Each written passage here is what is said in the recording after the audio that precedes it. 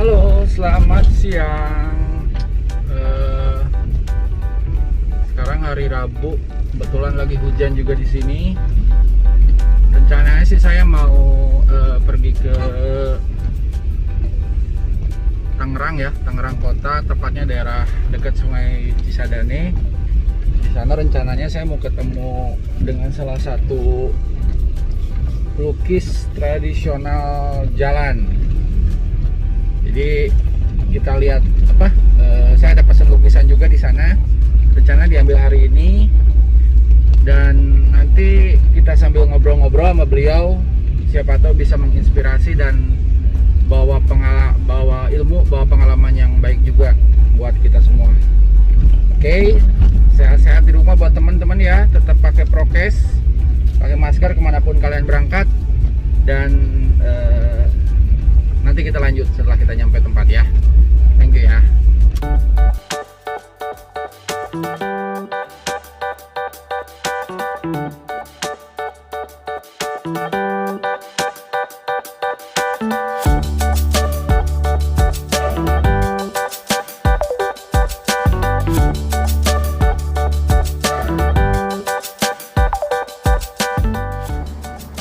Perjalanan ke lokasi memakan waktu hampir 45 menit.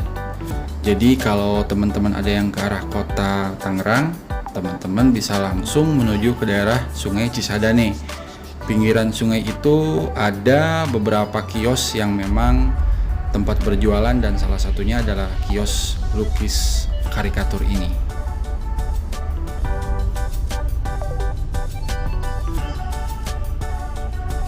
Oke, akhirnya sampai juga di tempatnya. Kita lihat ya, tempatnya ini ya.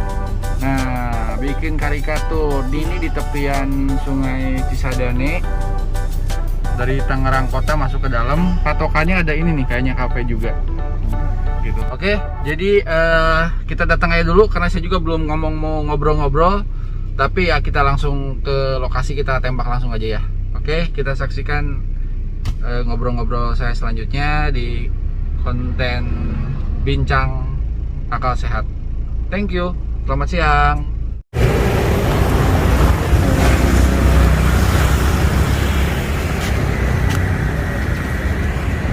Siang Pak Jun. Saya sama Ganjar Pak. Oh, Ganjar. Iya, saya yang pesan. Pak maaf nih sambil direkam nggak apa-apa ya. Tuh ini tempatnya ya guys ya. Tuh, jadi Pak Jun ini banyak ngelukis juga. Kita lihat dari depan deh.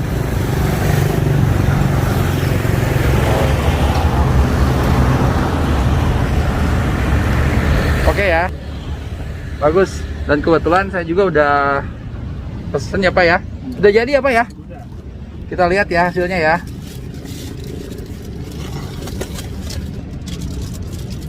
Wih, cakep-cakep nih. Ini foto saya dengan almarhum Bapak. Ini saya difoto tahun sekitar 85-an kalau nggak salah 84. Dan ini dilukis langsung. Bagus banget guys nih. Belakangnya emang dibuat polos aja ya Pak ya? Jadi ini ruang kosong, jadi kayak bangku nggak dibikin. Jadi itu maksudnya tuh imajinasi sendiri lah. Imajinasi, oke. Ini kan kalau orang duduk ini pasti ada bangkunya gitu. Bener. Kadang-kadang kita nggak perlu gambar, orang sudah paham gitu. Oke. Posisi begini Berarti pasti ada duduk bangkunya. gitu ya? Bayangan orang tuh ada bangkunya gitu. Oke. Tapi kalau kita masukkan benda-benda ini kadang-kadang background itu malah mengganggu objek utamanya. Oke. Jadi ruang kosong itu terserah kita mau ngisi apa nih. Bisa digambar, bisa ditulis, bisa nama Ya, apa aja ya? Yang penting komposisinya ini imbang gitu. Berarti nanti kalau ditambahin ada tulisan di sini saya bisa ya Pak ya? Bisa ditambahin. Tangan saya atau apa Iya, gitu ya? Jadi diisi ruangan sendiri. Atau dikasih kayak puisi kali ya Pak ya? Iya. Tulisan di sini ya, ditambahin ya? Iya. Jadi itu maksudnya itu ada ruang kita untuk mengisi gitu. Oke. Jadi yang penting komposisi utama itu tetap ada. Oke. Guys, oh iya Pak, saya lupa lagi. Berapa Pak segini? Untuk ukuran A3 ya? Nah, 225. Kenapa 225 tuh murah banget, 225. Coba cari sekarang gambar segini 225 nggak akan ada loh.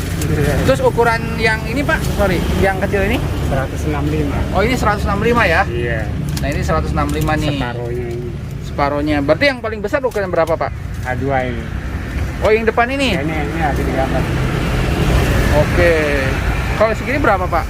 Nah 350. 350. Iya. Oh ini ada lagi yang ngegambar band ya? Iya grup band. Wah mantap nih. Sukses deh. Oke tuh ya. Oke Pak, saya ambil dulu Pak. Saya simpan dulu nih. Nanti saya mau tambahin tulisan-tulisan kayaknya. Iya. Tapi ini masih bisa dibuka ya Pak ya? Bisa. Kayaknya nanti malam saya mau nulis nih pakai pensil nih. Tulisannya di sini. Oke ya. Pak, saya pengen sambil ngobrol-ngobrol nggak apa-apa ya? Boleh, Bapak iya. sambil ngelukis nggak apa-apa sih? Bisa. Kalau mau sambil ngelukis, saya Iya. ngobrol ringan aja kok. Iya. Kebetulan. Jadi ceritanya hari apa ya? Hari Minggu tuh saya jalan-jalan ke sini karena saya lihat di Instagram Iya. ada bapak ini. Wah saya bilang, Pak sorry agak dibuka ya biar nggak ngap. Jadi saya jalan-jalan ke sini, cuman pas waktu itu jam 10 pagi saya tuh nggak nemuin. Saya bilang di mana? Saya ikutin semua gitu kan. Ternyata saya nanya Pak ke yang di nongkrong di situ. Iya. Kata oh bapak itu agak siangan katanya. Iya. Akhirnya saya WA langsung telepon. Bapak ngebales artinya iya nanti siang. Cuman sayangnya saya udah arah balik lagi. Ya. Makanya saya bilang ya udah Pak saya kirim aja dulu gambarnya. Nah gambarnya udah tadi foto yang udah jadi. Nah sekarang baru saya ambil. Ini hari Rabu, jadi ada 3 hari nih. Tadi aja berangkat hujan Pak. Iya betul. Hampir nggak jadi. Oke. Nah saya mau tanya Pak, saya kan agak awam nih soal masalah lukisan. Jadi sebenarnya kalau lukisan itu ada berapa kelas sih? Maksudnya kan kayak misalnya ada karikatur, ada juga yang misalnya abstrak atau apa gitu. Itu ada kelas-kelasnya nggak sih kalau lukisan? Kalau saya pelajarin sejarah seni rupa itu dari zaman purba misalkan, Ya.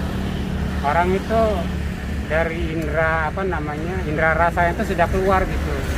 Buktinya dia bikin gambar-gambar di goa gitu. Ya kan, coret-coretan, tapak tangan itu untuk meniru sesuatu gitu. Dari dia pingin menggambar sesuatu sebenarnya. Meniru yang paling dekat itu alam sebenarnya. Iya. Jadi dia gambar tuh yang jauh-jauh dulu, gunung gitu kan. Iya. Ada binatang zaman dulu ya sapi atau kerbau dia gambar. Nah, lama-lama makin dekat yang digambar pemandangan sawah. Iya. Terus ada figur-figur orang. Jadi kayaknya sejarah itu seni rupa itu dia dimulai dari alam kayaknya. Gambar alam. Nah, lama-lama kemari-kemari makin dekat. Akhirnya zaman kerajaan-kerajaan itu kan masih belum ditemukannya fotografi. Orang-orang yang berkuasa tuh pingin diabadikan. Betul. Nah itu Oh yang lewat batu ya? Iya. Tulisan ya? Pingin dilukis gitu wajahnya gimana sih gitu. Belum ada potret kan dan itu. Nah itulah sejarahnya mungkin orang melukis potret itu karena ada kecenderungan pingin melihat diri dia itu bagaimana sih kalau wujudnya gitu. Betul, betul. Biar ada abadinya. Kalau orang sudah meninggal kan nggak ada dokumentasinya gitu. Nah kayaknya mungkin begitu. Kalau sejarah potret gitu ya, Iya. orang melukis wajah kenapa cenderung, makanya saya ngambil Lebih ke karikatur kalau bapak itu berarti ya?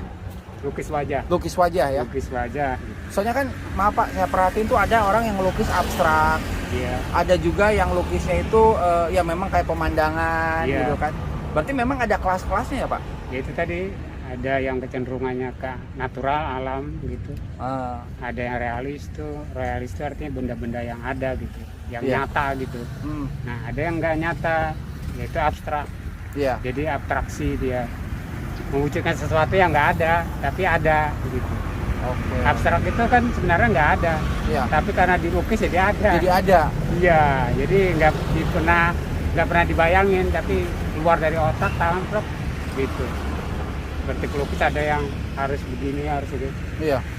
Itu. Yang terkadang gambarnya itu nggak jelas gitu, tapi kayak Jelas, ngebentuk tapi gitu dia ya. tetap ada sentuhan artistiknya itu yang nggak bisa dibaca karena nggak ada referensinya.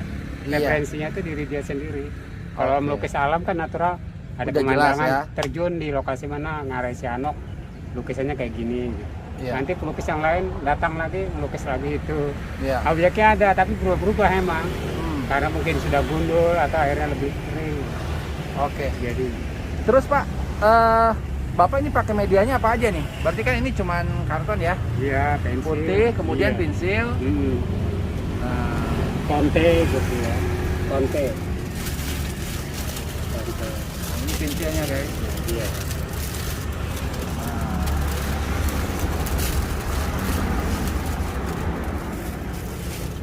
Ada konte juga, konte yang kayak gini lah konte. oh ini bukan pakai pensil ya Pak? Bukan.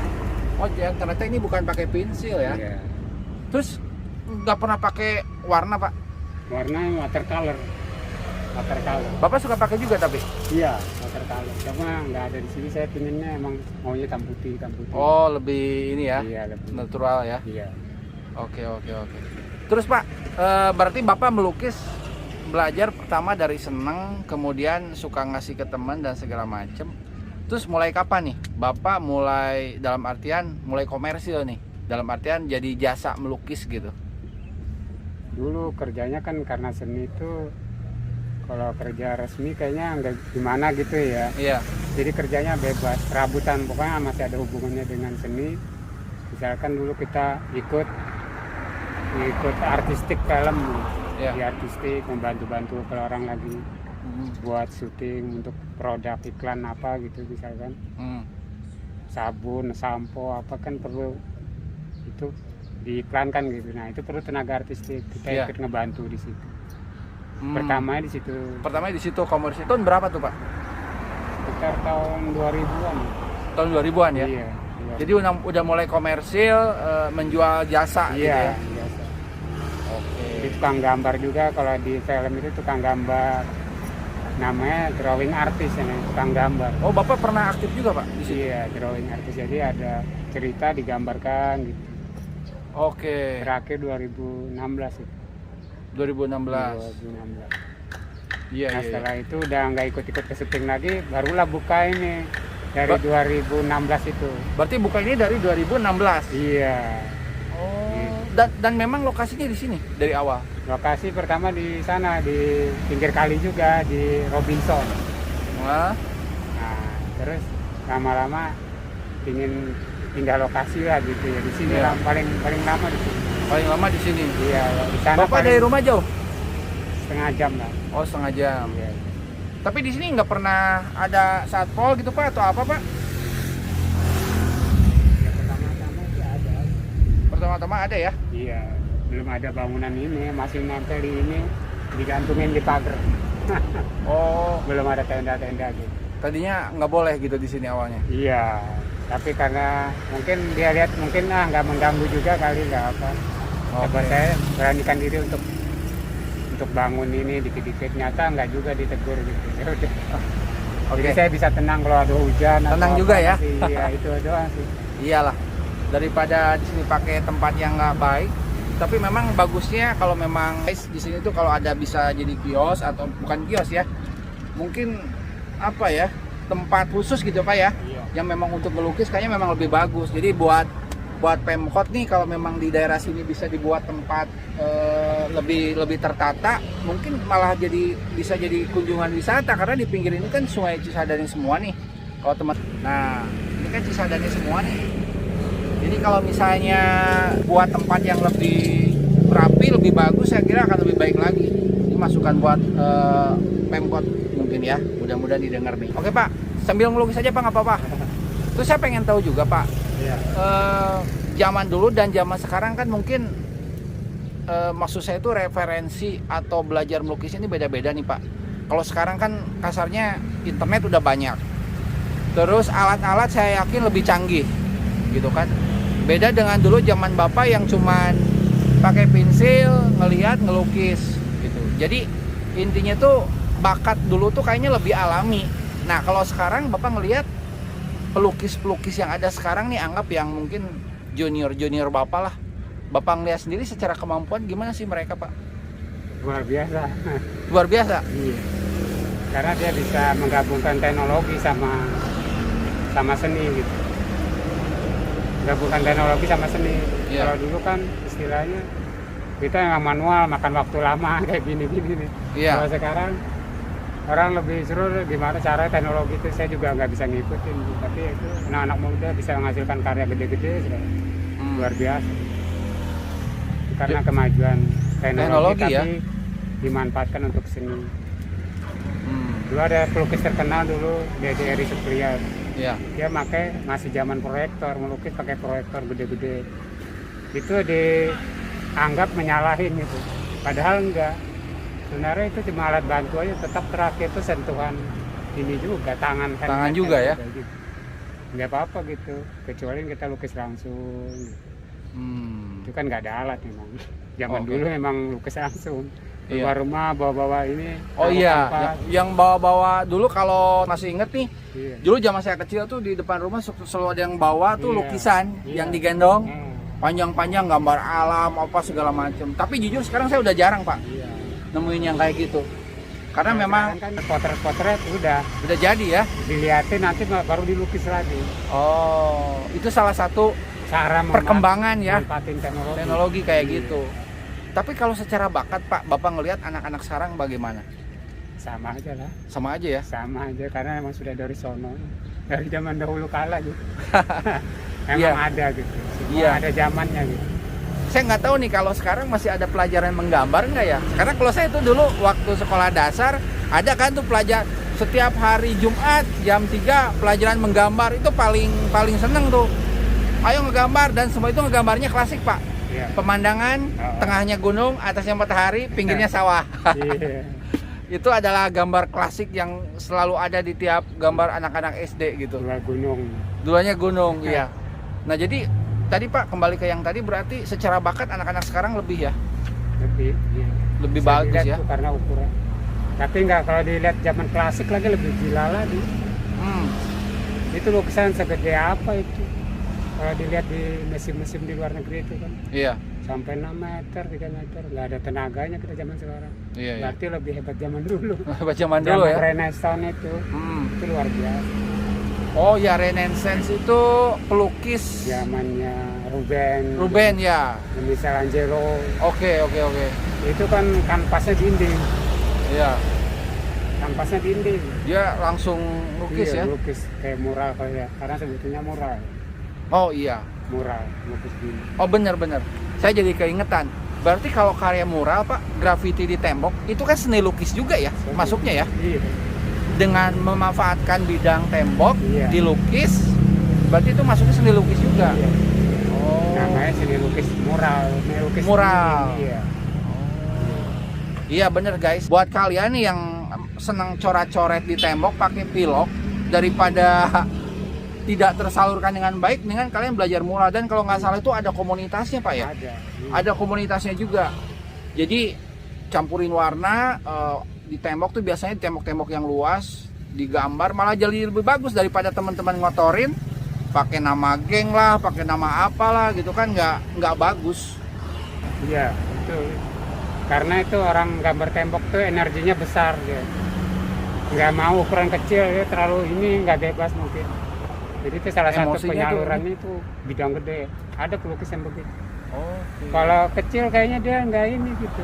Canggung gitu ya, nggak keluar ininya. Power emosi itu nggak keluar. Itu dia. Jadi maunya gede. Ya itu mungkin zaman dulu tuh begitu. Saking senangnya melukis tuh ya, sampai maunya yang gede-gede. Oke Pak, saya mau nanya lagi. Menurut Bapak Pak, kalau melukis itu perlu bakat atau justru bisa dibentuk bakatnya itu? Bakat itu pemberian dari yang di sono, kecenderungan ya. Jadi orang kecenderung apa nih? Gambar. Udah dia bisa bertahan betah itu duduk gambar aja bertahun-tahun. Itu namanya bakat. Iya. Nah kalau yang diasah itu bisa juga, cuma kayaknya kurang gitu, kurang istimewa lah. Bakat itu dia bisa bertahan lama gitu, daya tahannya kuat gitu. Iya itu dia bakat namanya, karena udah senang gitu, jadi nggak mikirin yang lain lah, suruh ajak main, kita main dulu ya, enggak, gambarnya selesaiin dulu, lebih penting di situ. Nah itu karena bakat itu kesenangan sebenarnya. Bakat kesenangan, jadi memang akan lebih awet bakat ya, dibanding yang memang sengaja dibentuk untuk bisa melukis. Bakat itu dia sudah senang, nah diajarin melukis lebih cepat lagi. Karena salah satu poinnya dia senang. Bakat itu kesenangan semua. Terus Pak, kalau melukis perlu pakai mood nggak? Contohnya gini, Oh, selalu. selalu ya. Ya, Soalnya lagi kalau marah-marah nggak bisa itu. oh Atau lagi kurang alat gitu, nggak bisa. Jadi kurang pengaruh. alat. Tapi kalau misalnya alat lagi lengkap, tapi bapak lagi nggak mood, nggak bisa juga pak. Kalau alat pengaruh kan ke hasil gitu. Nah kalau mood itu mungkin suasana apa gitu, bisa rumah, bisa ruangan berantakan, Ngaruh itu ya. pengaruh. Gitu. Jadi bapak kalau ngelukis nunggu mood enak dulu atau gimana dong? Ya pertama itu, kalau badan kita lagi enak, seger, kita mulailah gambar gitu. Kalau lagi nggak enak, kita paksain gambar lama gitu, pelan. Oh Iya, itu mood namanya ya. iya, Jadi kondisi badan, suasana mempengaruhi ya. mempengaruhi. Jadi itu yang dibilang mood. Kalau gambar nggak mood, berarti dia kondisi badannya kurang sehat. Pikiran dia lagi nggak konsen. Pikiran dia lagi mikirin apa, Itu nggak bisa ya pak ya? Nggak bisa dipaksain nggak gitu. bisa, lambat hasilnya. Gitu. Tapi Oh. kalau dia mood, dia nggoresnya juga enak. Oh. Nggak ada ini beban. Oke. Mood udah. Jadi ternyata guys, melukis itu ternyata memang butuh bakat. Jadi orang itu kalau memang udah punya bakat, dia itu akan lebih enjoy dan hasilnya pun akan lebih bagus kelihatannya dibanding orang yang memang tidak punya bakat. Ikut-ikutan. Jadi misalnya nih ada orang nggak punya bakat lukis, tapi dia sekolah lukis dibentuk untuk bisa melukis, bisa, dia akhirnya akan bisa melukis. Tapi mungkin dari segi quality atau hasil akan berbeda dengan orang yang memang punya bakat melukis, gitu. Karena dia memang udah punya energi sendiri gitu untuk bisa melukis itu. Nah jadi buat teman-teman yang memang senang melukis dan ngerasa punya bakat lukis, lanjutkan. Sebenarnya kalian tuh udah punya modal untuk bisa melukis, tinggal bagaimana bisa dikembangkan dan ditunjukkan lah gitu. Sama aja kita punya bakat lukis tapi nggak dijalani, tetap aja. Oke, bapak juga sambil melukis nih, Pak. Saya mau nanya yang terakhir aja nih, Pak. Takut ada customer atau lagi bapak juga lagi sibuk. Mudah-mudahan bapak bisa jawab juga. Nah, menurut bapak nih, Pak, jadi seorang pelukis itu menjanjikan gak sih Pak? Secara finansial, secara masa depan. Karena pasti banyak juga nih Pak yang mungkin seumuran saya atau mungkin di bawah saya pengen jadi pelukis, tapi aduh, gue jadi pelukis jadi duit gak ya gitu. Gue jadi pelukis punya masa depan gak ya? Nah itu kan kayaknya perlu perlu penjelasan kali dari orang yang mungkin lebih pengalaman seperti Bapak. Ya kalau kita melihat sejarah lukis, ada yang berhasil, ada yang enggak. Iya.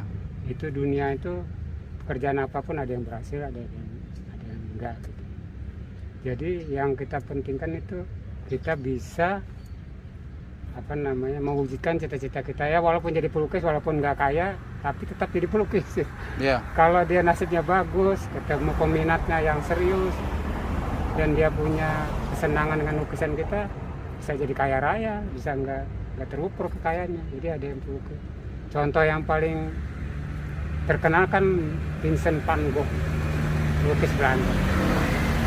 Dia melukis, zaman itu lukisan dia dianggap jelek karena melawan arus. Orang melukisnya yang bagus-bagus, dia melukis dengan gaya dia sendiri, penting jadi lukisan. Tapi setelah dia meninggal, artinya selama dia hidup cuma jual satu lukisan, tapi dia disebut pelukis. Nah lukisan dia setelah meninggal itu enggak, orang ada yang ngelihat, ini luar biasa nih, nggak ada duanya. Iya. Koleksi lah, karena itu berapapun dia beli. Jadi lukisan paling mahal, lukisan Sunflower itu Van Gogh. Jadi yang penting orang itu senang melukisnya tadi. Mau jadi kaya itu urusan belakangan kayaknya ya. Oke. Apa aja gitu ya, pekerjaan apa aja yang menentukan kaya apa itu kan bukan Iya. kita, tapi kita cuma bisa memilih gitu. Betul. Jadi pelukis apa enggak nih? Iya. Ya gitu. Jadi intinya saya nangkep Pak. Jadi kalau kita intinya berkarya saja dulu. Iya. Betul kan? Kita kerja aja dulu, salurkan dulu energi. Iya. Untuk bisa jadi komersial atau enggak itu bisa jadi nomor 2 atau nomor 3. Iya. Gitu. Yang penting kita berkarya dengan baik dulu gitu ya Pak ya. Ya, kalau orang lihat itu karya lu luar biasa, berapa dihargai? Sekian. Orang itu nggak nolak gitu. Tahu-tahu dia berapa lagi? Sekian. Itu kan berarti kita punya apa namanya, punya nilai jual ya Pak. punya nilai jual, dan ada yang memang orang mengerti karya kita gitu. Ini luar biasa gitu. Gitu. Jadi itu setiap individu pasti ada itu. Ada ya. Iya. Kembali ke yang tadi. Cuman poinnya yang tadi Bapak bilang bahwa keluarkanlah dulu energinya. Iya, biar orang lain lihat gitu. Biar orang lain lihat dulu. Kalau memang energi kalian kelihatan sama orang lain, ya otomatis secara finansial pun akan mengikuti lah Pak ya. Iya. Gitu. Tapi yang paling perlu diingat adalah ya lu keluarin aja dulu hasil karya lu gitu. Iya. Oke. Yang terakhir Pak, ada pesan-pesan nggak buat siapa saja yang saat ini tuh masih merintis untuk usaha melukis atau lagi belajar ngelukis atau memang pengen punya niat yang lebih serius juga di lukis? Pesan-pesannya apa nih? Ya teruslah bekerja gitu. Bekerja dengan yang kita cintain. Kalau kita bekerja dengan yang tidak kita cintain, jadinya itu tadi susah. Poinnya itu tadi, kalau kita suka sesuatu, kita gali terus lah gitu. Untuk mengembangkan sampai kita nanti orang lain itu tahu gitu, oh kita sih ini nih, nah, hasil karya kita. Oke. Kan kita kan memang dilihat itu karena perbuatan kita ya, hasil kita gitu. Kalau pelukis ya hasilnya ya melukis gitu. Kalau yang penyanyi ya penyanyi. suaranya gitu, ya kan. Kalau yang baca puisi juga itunya. Ya. Jadi medianya. Jadi seni banyak sih, ada yang musik kan, ada Iya. tari. Gitu. Kalau lukis ya di lukisan karya gitu. Mau di atas kertas, di atas kanvas, Di tembok ya. di Di tembok, mural ya. pokoknya di mana aja. Ada yang di atas pasir, ada yang main-main di pasir. Jadi media seni itu luas gitu. Tinggal kita mau cenderung mau di mana nih tekunin. Gak usah banyak-banyak sih, satu bidang kali ya. Kecuali kita punya multi talent ya. Tapi jarang sih. Paling kita harus bulatin satu gitu dah. Kita ini aja dah. Artinya kita lebih konsen di satu titik gitu Lebih bagus ya. Iya. Oke deh, terima kasih nih Pak udah bincang-bincang sama saya. Teman-teman, barusan kita udah ngobrol banyak ya. Jadi intinya nih buat teman-teman yang saat ini punya bakat melukis, pengen lebih lebih fokus untuk berkarya di dunia lukisan ini, ya memang info Bapak tadi bahwa pertama harus fokus. Kedua, kita nggak usah ngelihat dulu secara finansial, dalam artian lu tunjukin aja dulu energi lu tuh sampai di mana, karya lu tuh sampai kayak apa gitu. Secara otomatis nanti pun orang akan ngerespek atau ngerespon apa yang menjadi hasil karya lu gitu. Oke, terus nggak lupa juga buat teman-teman yang pengen main ke sini bisa datang dari hari Senin sampai hari Minggu ya. Jamnya dari jam 12 siang sampai jam 5. Untuk patokan alamatnya udah tadi saya jelasin di depan. Mudah-mudahan nggak kesasar karena nggak sulit juga kok. Ini di pinggiran Sungai Cisadane. Jadi kalau teman-teman masuk tuh dari depan, ikutin aja terus. Nanti juga bakal ketemu kok kios lukis ini, udah tertulis di depan. Ya. Oke, itu aja dari saya. Semoga perbincangan kali ini membawa manfaat, membawa ilmu buat kita semua. Dan terima kasih dan sampai ketemu lagi di acara Bincang Akal Sehat saya selanjutnya. Assalamualaikum warahmatullahi wabarakatuh.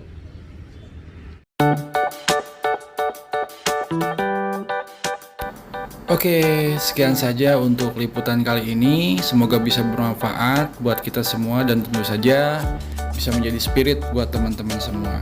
Itu aja dari saya. Sampai ketemu di acara konten saya selanjutnya dan terima kasih.